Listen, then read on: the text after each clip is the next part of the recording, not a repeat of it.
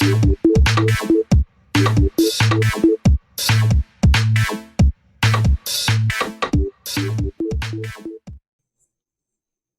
दोस्तों, दैनिक पाठशाला के एक और नए वीडियो में आपका स्वागत है। और आज हम जिस टॉपिक पर डिस्कस करने वाले हैं वो है भारत के राष्ट्रपति एवं उपराष्ट्रपति। दोस्तों, यह टॉपिक भारतीय संविधान का एक इम्पोर्टेंट पार्ट है, तो आज का वीडियो भी आपके लिए काफ़ी इम्पोर्टेंट होने वाला है। वीडियो को पूरा ध्यान से देखिएगा और यदि आप हमारे चैनल पर नए हो तो चैनल को सब्सक्राइब कीजिएगा, साथ में बेल आइकन को प्रेस करके नोटिफिकेशन ऑन कर लीजिएगा ताकि हमारे द्वारा डाला गया हर वीडियो का अपडेट आप तक पहुंच सके। तो चलिए आज के वीडियो की शुरुआत करते हैं।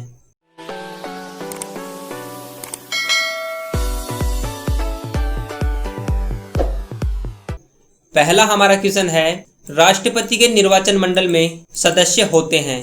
इंपॉर्टेंट क्वेश्चन है दोस्तों, ऐसे क्वेश्चन अक्सर एग्जाम में काफी बार पूछ लिए जाते हैं।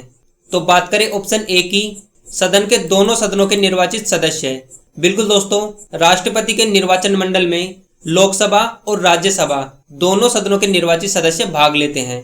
ऑप्शन बी, राज्य विधानमंडल के दोनों सदनों के निर्वाचित सदस्य। दोस्तों, राज्य विधानमंडल के सदस्य इसमें भाग नहीं लेते, लेकिन राज्यों की विधानसभाओं के निर्वाचित सदस्य इसमें जरूर भाग लेते हैं। तो ऑप्शन बी इसका गलत हो जाएगा और ऑप्शन सी इसका राइट होगा।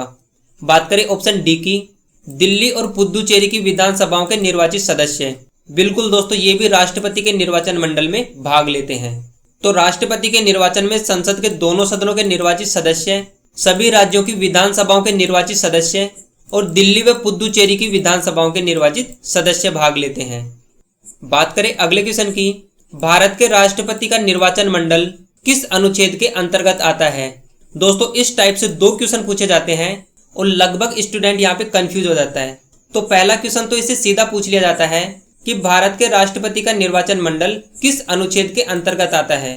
तो दोस्तों, राष्ट्रपति के निर्वाचन मंडल का उल्लेख संविधान के अनुच्छेद 54 में उल्लेखित है।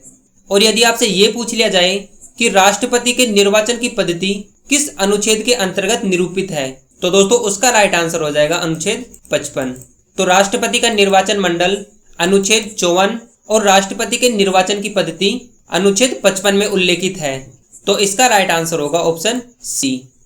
नेक्स्ट हमारा क्वेश्चन है, भारत के राष्ट्रपतियों में से कौन ट्रेड यूनियन आंदोलन से संबंधित हैं। तो दोस्तों, वीवी गिरी एकमात्र ऐसे राष्ट्रपति हैं जो अखिल भारतीय ट्रेड यूनियन के 2 बार अध्यक्ष रह चुके हैं। तो इस क्वेश्चन का राइट आंसर होगा ऑप्शन ए। बात करें अगले क्वेश्चन की, निम्न में से भारत के राष्ट्रपतियों में से कौन कुछ समय के लिए गुटनिरपेक्ष आंदोलन के महासचिव भी रह चुके हैं। तो दोस्तों, ज्ञानी जैल सिंह एकमात्र ऐसे राष्ट्रपति हैं जो सन 1983 से 1986 तक लगभग 3 वर्षों के लिए गुटनिरपेक्ष आंदोलन के महासचिव भी रह चुके हैं। तो इसका जो राइट आंसर होगा वो होगा ऑप्शन सी। नेक्स्ट हमारा क्वेश्चन है, राष्ट्रपति को किस अनुच्छेद के अंतर्गत यह अधिकार प्राप्त है कि वह वित्तीय आपातकाल लागू कर सकता है। दोस्तों, भारतीय संविधान के अनुसार राष्ट्रपति कुल 3 प्रकार के आपातकाल लागू कर सकता है, जिसमें अनुच्छेद 352 के अनुसार राष्ट्रीय आपातकाल घोषित कर सकता है, अनुच्छेद 356 के अनुसार राष्ट्रपति शासन लागू कर सकता है और अनुच्छेद 360 के अनुसार देश में वित्तीय आपातकाल लागू कर सकता है। तो राष्ट्रपति की वित्तीय आपातकाल शक्तियां अनुच्छेद 360 के अंतर्गत आती हैं। तो इसका जो राइट आंसर होगा वो होगा ऑप्शन बी। नेक्स्ट हमारा क्वेश्चन है, राष्ट्रपति द्वारा लोकसभा के लिए एंग्लो इंडियन समुदाय के कितने सदस्यों को मनोनीत किया जा सकता है। तो याद रखिएगा दोस्तों, राष्ट्रपति संसद में कुल 14 सदस्य मनोनीत कर सकता है, जिसमें 12 सदस्य राज्यसभा में और 2 एंग्लो इंडियन समुदाय के सदस्य लोकसभा में मनोनीत कर सकता है। ठीक है, तो अनुच्छेद 331 के अनुसार राष्ट्रपति द्वारा लोकसभा के लिए एंग्लो इंडियन समुदाय के 2 सदस्यों को मनोनीत किया जा सकता है। तो इसका राइट आंसर होगा ऑप्शन ए। बात करें अगले क्वेश्चन की, राष्ट्रपति निम्न में से किस सूची के विषय पर अध्यादेश जारी कर सकता है। तो दोस्तों, अनुच्छेद 123 के अनुसार राष्ट्रपति केवल संघ की सूचियां एवं समवर्ती सूचियों पे अध्यादेश जारी कर सकता है। तो इसका जो राइट आंसर होगा वो होगा ऑप्शन डी। बात करें अगले क्वेश्चन की, भारत के एकमात्र राष्ट्रपति जिन्होंने जेबी वीटो शक्ति का प्रयोग किया था।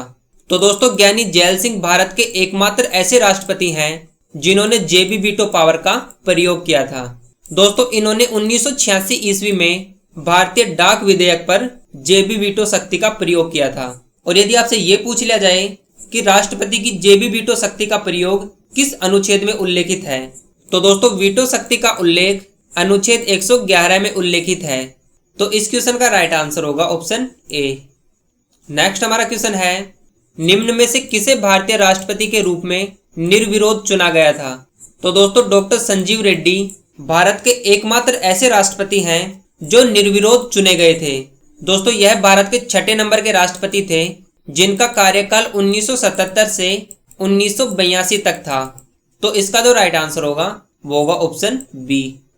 नेक्स्ट हमारा क्वेश्चन है, भारत के राष्ट्रपति को पद एवं गोपनीयता की शपथ कौन दिलाता है? तो दोस्तों भारत के राष्ट्रपति को पद एवं गोपनीयता की शपथ अनुच्छेद 60 के तहत भारत के मुख्य न्यायाधीश द्वारा दिलाई जाती है। तो इसका राइट आंसर हो जाएगा ऑप्शन सी। बात करें अगले क्वेश्चन की, किस अनुच्छेद के अंतर्गत महान्यायवादी की नियुक्ति राष्ट्रपति द्वारा की जाती है? तो दोस्तों अनुच्छेद 76 के भाग ए के अनुसार भारत के महान्यायवादी की नियुक्ति राष्ट्रपति द्वारा की जाती है। और यदि आपसे ये पूछ लिया जाए कि भारत के प्रथम महान्यायवादी कौन थे, तो दोस्तों भारत के प्रथम महान्यायवादी MC सीतलवाड़ थे। तो इस क्वेश्चन का राइट आंसर होगा ऑप्शन डी। बात करें अगले क्वेश्चन की, केंद्र और राज्य के मध्य संसाधनों के वितरण के लिए सुझाव देने हेतु राष्ट्रपति द्वारा किस आयोग का गठन किया जाता है? तो दोस्तों केंद्र एवं राज्य सरकार के मध्य संसाधनों के वितरण के लिए सुझाव देने हेतु राष्ट्रपति द्वारा वित्त आयोग का गठन किया जाता है। अच्छा यदि आपसे ये पूछ लिया जाए कि वित्त आयोग का गठन किस अनुच्छेद के अंतर्गत किया जाता है, तो दोस्तों अनुच्छेद 280 के अनुसार राष्ट्रपति द्वारा वित्त आयोग का गठन किया जाता है। तो इस क्वेश्चन का राइट आंसर होगा ऑप्शन ए। बात करें अगले क्वेश्चन की, भारत के राष्ट्रपति पर महाभियोग की प्रक्रिया कहां से ली गई है? तो दोस्तों भारत के राष्ट्रपति पर लगने वाले महाभियोग की प्रक्रिया USA या संयुक्त राज्य अमेरिका से ली गई है। और यदि आपसे ये पूछा जाए कि राष्ट्रपति पर महाभियोग की प्रक्रिया किस अनुच्छेद के अंतर्गत लगाई जाती है, तो दोस्तों अनुच्छेद 61 के अनुसार राष्ट्रपति पर महाभियोग की प्रक्रिया लाई जाती है। तो ऑप्शन ए इसका राइट आंसर होगा। नेक्स्ट हमारा क्वेश्चन है, मृत्युदंड की सजा को माफ करने की शक्ति राष्ट्रपति को संविधान के किस अनुच्छेद से मिलती है? तो दोस्तों राष्ट्रपति द्वारा अनुच्छेद 72 के अनुसार मृत्युदंड की सजा को माफ किया जा सकता है। तो ऑप्शन बी इसका राइट आंसर होगा। नेक्स्ट हमारा क्वेश्चन है, राष्ट्रपति और उपराष्ट्रपति से संबंधित चुनावी विवादों का समझौता करने का अधिकार उच्चतम न्यायालय को प्राप्त है। तो यह उसके किस अधिकार के अंतर्गत आता है? इंपॉर्टेंट क्वेश्चन है दोस्तों ये भी।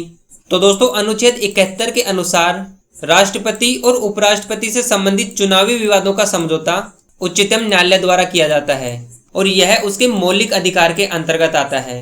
तो इस क्वेश्चन का राइट आंसर हो जाएगा ऑप्शन ए। बात करें अगले क्वेश्चन की, राष्ट्रपति अपना त्याग पत्र किसे प्रस्तुत करता है?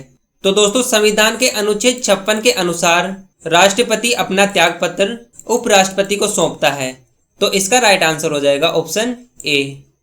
अगला क्वेश्चन है, जब राष्ट्रपति और उपराष्ट्रपति दोनों के पद एक साथ खाली होते हैं तो उस समय राष्ट्रपति के पद पर अस्थायी रूप से कौन कार्य करता है?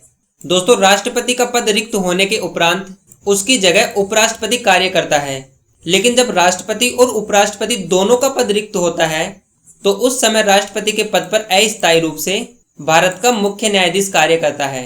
याद रखिएगा दोस्तों, मोहम्मद हिदायतुल्लाह प्रथम ऐसे मुख्य न्यायाधीश थे जो कार्यकारी राष्ट्रपति भी रह चुके हैं और इन्होंने लगभग 35 दिन तक कार्यकारी राष्ट्रपति का कार्य किया था।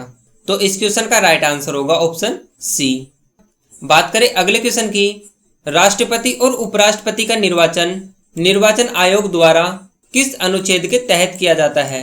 तो दोस्तों राष्ट्रपति का निर्वाचन अनुच्छेद 54 और उपराष्ट्रपति का निर्वाचन अनुच्छेद 66 के तहत किया जाता है। तो इसका जो राइट आंसर होगा वो होगा ऑप्शन ए।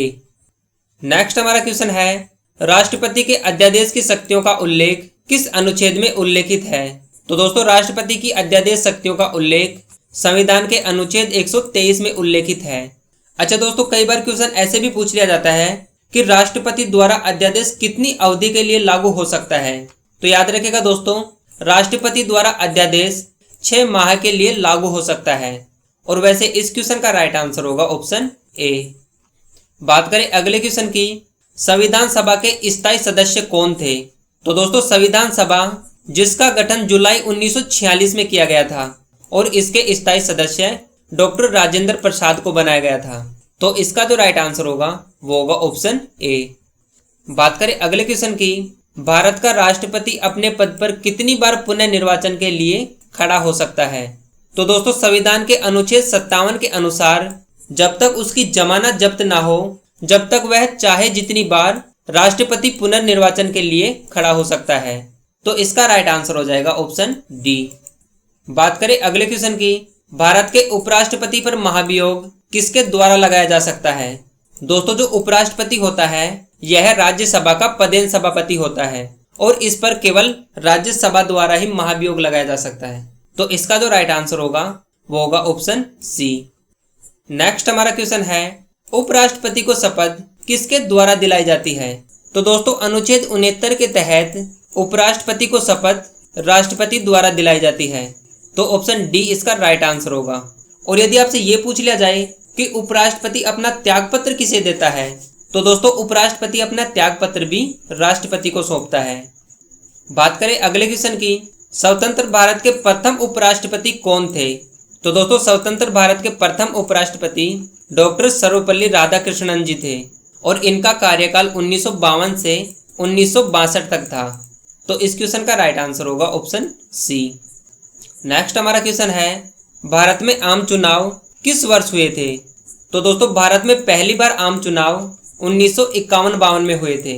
दोस्तों इससे एक क्वेश्चन और आपको याद रखना है जो एग्जाम में काफी बार पूछ लिया जाता है। तो यदि आपसे ये पूछ लिया जाए कि भारत के प्रथम निर्वाचन आयुक्त कौन थे, तो दोस्तों वो थे सुकुमार सेन। तो दोस्तों साथ में ये क्वेश्चन भी आपको याद रखना है, यह क्वेश्चन एग्जाम में काफी बार पूछ लिया जाता है, ठीक है। और वैसे हमारे इस क्वेश्चन का राइट आंसर हो जाएगा ऑप्शन डी। तो दोस्तों आज के लिए इतना ही, बाकी मिलते हैं नेक्स्ट वीडियो में। और यदि आपको वीडियो अच्छा लगा तो वीडियो को लाइक और शेयर जरूर कीजिएगा, ठीक है।